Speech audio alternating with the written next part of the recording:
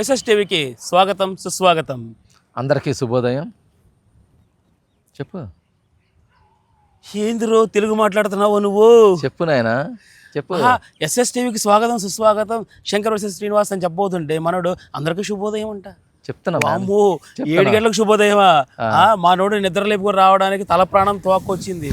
రాత్రి మంచం మీద దుప్పటి కప్పుకోమంటున్నాడు. ఏది ఎండాకాలం కూడాను.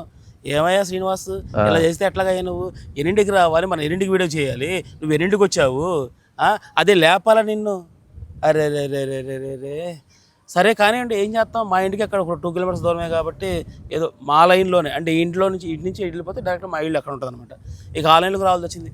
ఎక్కడికో వెళ్దాం అనుకున్నాం రాత్రి, కానీ ఎక్కడే ఉండిపోయాం. ఏం చేస్తాం.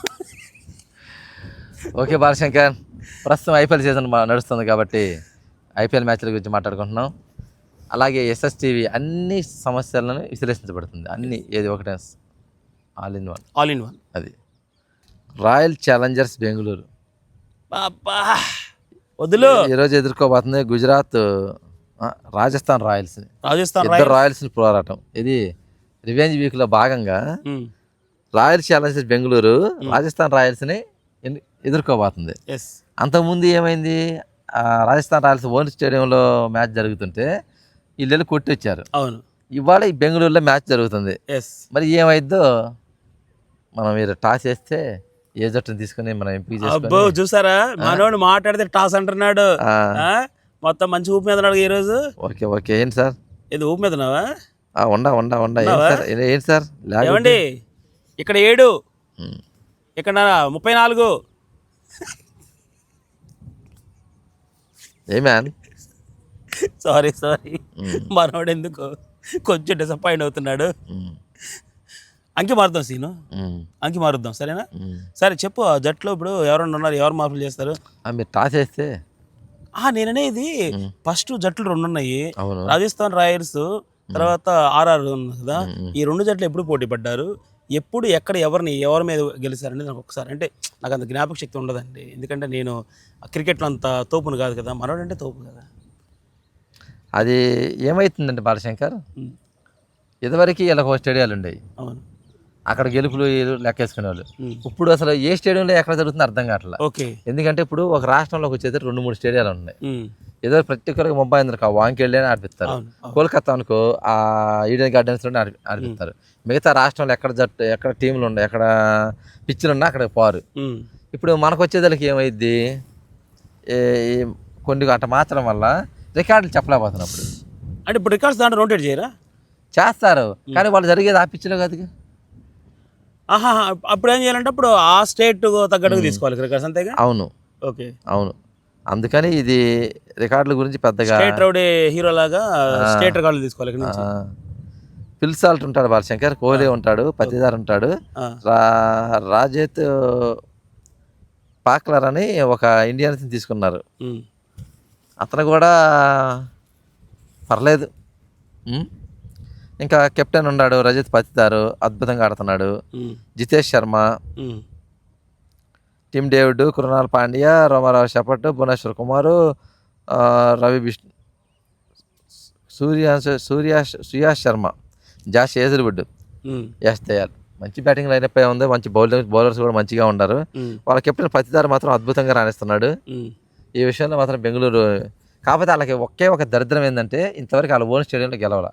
మరి దాన్ని ఈరోజు తప్పించుకోవాలని నేను ముఖ్యంగా ప్రార్థిస్తున్నాను. అది ఎందుకంటే అసలు ఏంది బాలశంకర్, ఓన్ స్టేడియంలో అన్ని మ్యాచ్లు పడాలి. అసలు ఏంది ఇంకో చోట్ల ఆర్ఆర్ ఆ స్టేడియంలో కదా ఇంటర్వ్యూలు ఆడింది, ఇంకొక స్టేడియం 2 రకరకాల స్టేడియంలో ఆడుతుంది. ఇప్పుడు ఆర్ఆర్ ఇప్పుడు ఎలా ఉంది వాళ్ళ జట్టు? ఇప్పుడు ముంబై, ఇప్పుడు బెంగళూరుకి వచ్చారు కాబట్టి ఇక వాళ్ళ దరిద్రం ఎట్టుందో చూడాలి. అట్లా ఇది వాళ్ళు ఎన్ని మ్యాచ్లు ఆడారు, ఎన్ని ఓడిపోయారు? ఆర్ఆర్ మనకు లాస్ట్ టైం ఓడిపోయినట్టున్నారు. అవును, ఓడిపోయారు. 2 పక్క అసలు తలుపు కాడికి వచ్చి పడుకున్నారు బాలశంకర్. అదే అవును. ఇప్పుడు చివరి వారిలో 9 కొట్టాల్సి ఉంటే అక్కడ తలుపు దాకా వచ్చారు, గెలుపు తలుపు దాకా. గడప దాటడమే లేదు. మాకు ఇక్కడ నిద్ర వస్తుంది, మేము పడుకుంటాం బాలశంకర్. ఏంది ఇది చెప్పండి. వాస్తవంగా నేను టాస్ గెలిస్తే ఆర్ఆర్ తీసుకోను చెప్తున్నా. ఎస్ఎస్వి చేసాలు 79 కొట్టాడు, మంచి స్కోరే కొట్టాడు.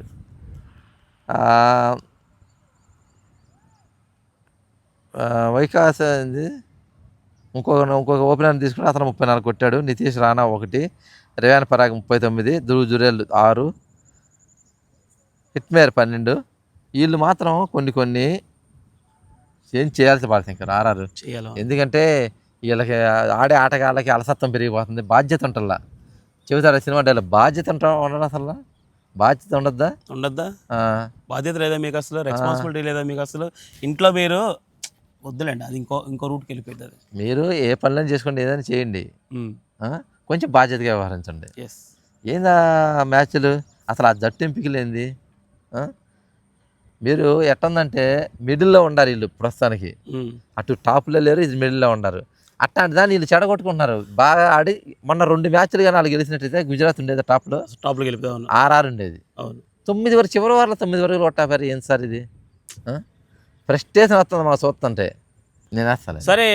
మరి టాస్ అడుగుతున్నాడు మనవాడు, టాస్ ఇస్తాను సరే ఏమంటారా?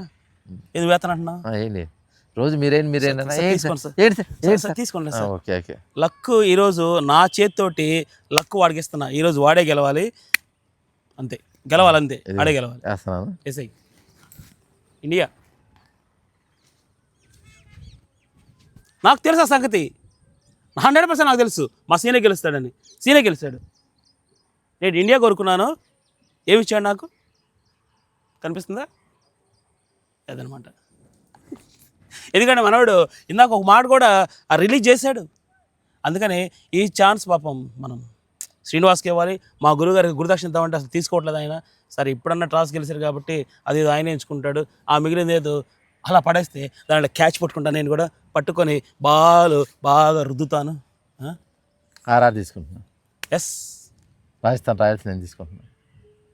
అదేంట్రా మరి అట్టనే ఉంటుంది అంటే ఎవరికి అర్థం కాకూడదు. రాజస్థాన్ రాయల్స్ తీసుకుంటున్నా. ఏయ్ లేకపోయా లేకు. ఓ బాబు లేనమ్మా లే. ఏమండి మాటల మ్యాజిక్ చూసారా? వీడు నన్ను టాస్ నేను వేద్దాం అనుకుని కూడా సరే గురుగారు అయితే వారు గెలుస్తారు అనుకుంటే చూసాడు ఏం చేశాడు. నేను కనుక టాస్ గెలిస్తే ఆర్ఆర్ తీసుకోను, రాజస్థాన్ రాయల్ తీసుకోను. మరి అదే ఎందుకంటే మాటల మ్యాజిక్ అంటారు సరా. అంటే మాటల్లో మనిషిని బోల్తా కొట్టేసి ఏ మనిషిని ఎలా కింద పడగొట్టాలి, ఏ మనిషి ఎలా ఎరగ తీయాలి, ఏ మనిషి ఎలా ఓడించాలనేది ఎక్కడికి వస్తాయండి? బీపీ ఎందుకు సార్ అలా పెరుగుతుంది? సార్ బీపీ కాదు సార్. అంటే ఇప్పుడు మీరేమన్నారంటే నేను ఆర్ఆర్ తీసుకోని అన్నారు కదా. అవును మార్చుకున్నా అనుకోని టాస్ గెలవగానే నిర్ణయం మారిపోయింది. ఎట్లా మారిపోయింది అసలు? టాస్ గెలవగానే ఎట్లా మారిపోయింది అసలు? అదే చెప్పాల్సిన బాధ్యత మీకు లేదా? చూస్తా ఉండే కామెంట్ సెక్షన్ చెప్పాల్సిన బాధ్యత లేదు మీకు. ఏ సీను అది అన్యాయ సీను, ఫస్ట్ నువ్వైనా మాటలు లేవన్నావు, టాస్ కనుక నేను గెలిస్తే ఆర్ఆర్ తీసుకోనని చెప్పావు. నా ఇష్టం అమ్మా, నా ఇష్టం. ఇది టాస్ నేను గెలిచాను, నానేమో మేము ఇచ్చేసిన ముష్టి జట్టును నువ్వు తీసుకో అంతే. అర్థమైందా? అంటే మనవాడికి తెలియలే, మనం కూడా రివర్స్ కౌంటర్ ఇస్తున్నాం వాడికి, అర్థం కావట్లా. ఓకే ఆల్రెడీ గడప దాకా వచ్చి పడుకున్నారు 2 సార్లు. ఈసారి చూడండి మా ఇంటికి వచ్చారు. ఏది మా ఇంటి దగ్గర మా గ్రౌండ్లో మా తోటలో కొడదామని, మామిడికాయలు కొద్దామని. మీకు సంగతి తెలుసా? చెప్పు. ఇప్పుడు జరిగిన 3 మ్యాచ్లు 1 మ్యాచ్ కూడా జరగల, గెలవాలా మీ జట్టు? ఎస్ వాస్తవం, మేము గెలవలేదు, ఇప్పుడు గెలుస్తాం. రివెంజ్ మ్యాచ్ ఇది, రివెంజ్ వీక్ ఇది. ఈ రివెంజ్ వీక్ లో నువ్వు ఆల్రెడీ 2 సార్లు పడుకున్నావు కాబట్టి ఇక నిద్ర మాత్రం ఎవరుకుంటా దుప్పటి కప్పుదాం, ప్రశాంతంగా నిద్రపోతాం మీ ఇద్దరు. ఏమనుకుంటున్నా శ్రీనివాస్? నేను ఇటు పక్కుంటే ఆ జట్టారా? అరే సీను 35 లెక్క పెట్టుకో. నువ్వు గెలిస్తే నీ కోసం ఆడకి, నేను గెలిస్తే నా కోసం, అంతే. ఓకే చూసుకుందాం బాలశంకర్. ఇక్కడ కాదు, బెంగళూరు జట్టు బెంగళూరు స్టేడియంలో గెలిచి చూపించమని అప్పుడు ఆలోచిద్దాం. అరే అసలు నువ్వు ఇంత రాంగ్ స్టాప్ అయితే అనుకోలేరా నిజంగా శ్రీనివాస్? శ్రీనివాస్ నేనేమనుకున్నానంటే వాస్తవం చెప్తాను, అబద్ధం లేదు, నేను వాస్తవం చెప్తున్నాను. టాస్ గెలిచిన తర్వాత నేను శ్రీనివాస్కి బెంగళూరు ఛాలెంజ్ ఇద్దాం అనుకున్నాను. ఎందుకంటే వాళ్ళకి గెలిసే మోడ్ ఉంది ఈరోజు. ఎందుకంటే ఎలా చెప్తున్నాను, ఎందుకంటే నా మైండ్ థింకింగ్ ఉంటుంది అనమాట. ఆ థింకింగ్లో వచ్చిన నాలెడ్జ్ని బట్టి బెంగళూరు అస్తమానం ఓడిపోవడానికి వాళ్ళని పిల్లబచ్చాలి కాదు, ఉన్నది విరాట్ కోహ్లీ. ఫెయిల్ కాకుండా కంటిన్యూగా ఆడుకుంటూ వస్తున్నాడు. ఎక్కడ మిస్టేక్ జరుగుతుంది అనేది ఆ మిస్టేక్ సరి చేస్తారు ఈరోజు. ఎందుకంటే స్టేడియంలో కనుక సొంత పిచ్చిలో ఓడిపోతూ ఉంటే అది అలవాటుగా మారిపోతుంది. అలవాటుగా మారిపోతే అయిపోతుంది. కరెక్ట్ కాదు కదా. విరాట్ కోహ్లీ ప్రతిసారి సక్సెస్ అవుతానే వస్తున్నాడు. ఈ రోజు కూడా వాళ్ళ దగ్గర ఉన్న బౌలర్స్ కానీ కెప్టెన్స్ కానీ ఆల్మోస్ట్ రికార్డ్స్ కూడా దాదాపు బయట పిచ్చిలు ఎక్కువనే, కానీ సొంత పిచ్చిలో మాత్రం ఒక బ్యాడ్ రికార్డ్ ఉంది. ఆ రికార్డ్ తిరగాల్సిన బాధ్యత ఈరోజు విరాట్ కోహ్లీకి ఉంది. ఖచ్చితంగా ఈరోజు ఆర్ఆర్ కాదు పడుకోబెడతాం గ్యారంటీ. ఎందుకంటే ఇప్పటికి ఆల్రెడీ 2 సార్లు చివరి దాకా వచ్చేసి ఓడిపోవడం. సేమ్ మళ్ళీ ఇంకో విషయం కూడా చెప్పాలి దాంట్లో, లాస్ట్ ఇద్దరు దరిద్రులు ఉన్నారే వాళ్ళని మార్చండి ఫస్ట్ మీ జట్టు బాగుపడాలంటే. 9 పరుగులకి వాళ్ళే వచ్చారు, లాస్ట్ మరి 9 పరుగులకి వాళ్ళే వచ్చారు. ఒకసారి సూపర్ ఓవర్లో పోయింది, నెక్స్ట్ ఇంకో దాంట్లో చెప్పేది ఏముంది. ఏమండి ఐపీఎల్ మ్యాచ్ల్లో 6 బంతులకి 9 రన్స్ కొట్టలేరా? ఇది అసలు ఏమన్నా ఇది మాట్లాడేది శ్రీనివాస్? అది ఐపీఎల్ మ్యాచ్లు అంటే ఏమన్నా మ్యాచ్లు అనుకుంటున్నాను. ఐపీఎల్ ఏమండి బాగా గుర్తుపెట్టుకోండి, ఐపీఎల్ ఇంటర్నేషనల్ మ్యాచ్లు అయితే అది 50 ఓవర్ల మ్యాచ్ కాబట్టి కొంత అలసత్వం అంటే కాదు, బాగా ఆడుతూ ఉంటారు కాబట్టి కొంచెం వాళ్ళు ఉంటుంది, ప్రాబ్లం ఉంటుంది. ఐపీఎల్ మ్యాచ్లు అంటే ప్రతి ఒక్కడూ ఆటగాడు. ఎంత ఆటగాడు అంటే వచ్చిన ప్రతి బాల్ని 6కే.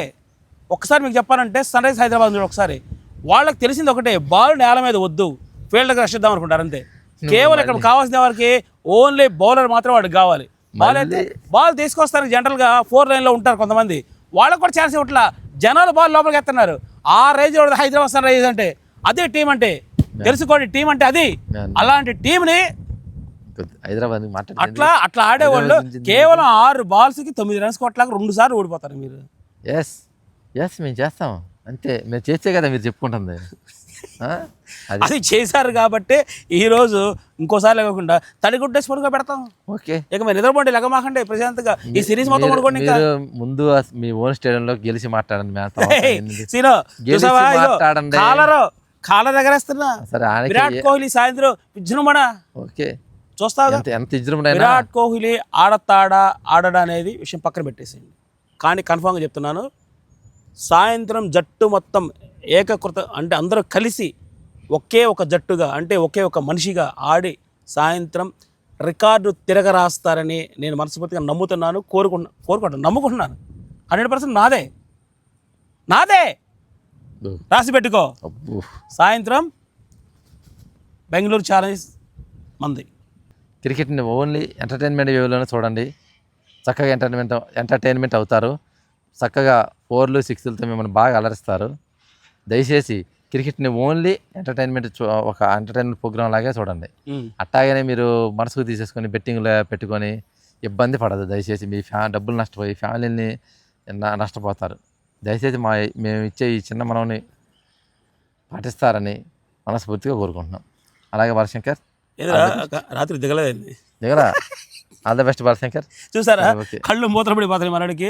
సాయంత్రం కూడా మీ జట్టును కట్టక పడుకో పెట్టు, సరేనా? ఇబ్బంది ఏం లేదుగా. సరే నువ్వు బాయ్ ఫ్రెండ్స్.